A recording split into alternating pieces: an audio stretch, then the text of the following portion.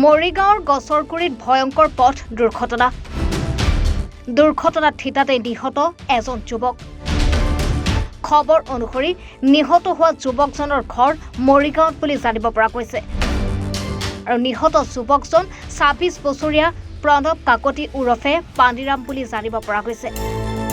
জানিব পৰা মতে নিশা বিহু অনুষ্ঠান চাই ঘৰমুৱা হৈ আহি থকাত অৱস্থাতে গছৰগুৰি পাঁচআলিত নিয়ন্ত্ৰণ হেৰুৱাই দুৰ্ঘটনা সংঘটিত কৰে প্ৰণৱ কাকতিয়ে আৰু থিতাতে মৃত্যু হয় প্ৰণৱ কাকতি।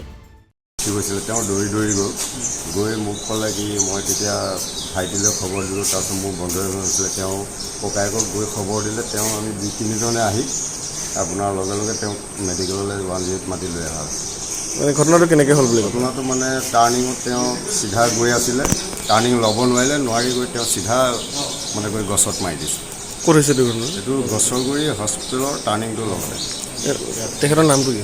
তেখেতৰ নামটো হ'ল প্ৰণৱ। ঘৰ? প্ৰণৱ কাকতি। ঘৰ? সৰুদৰি।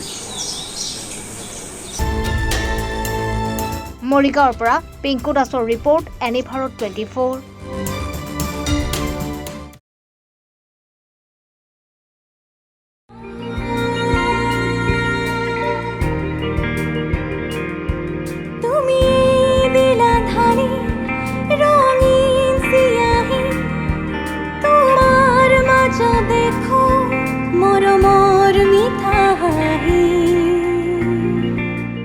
মৰমৰ ৰঙেৰে বৰ্ণিল কৰক জীৱন।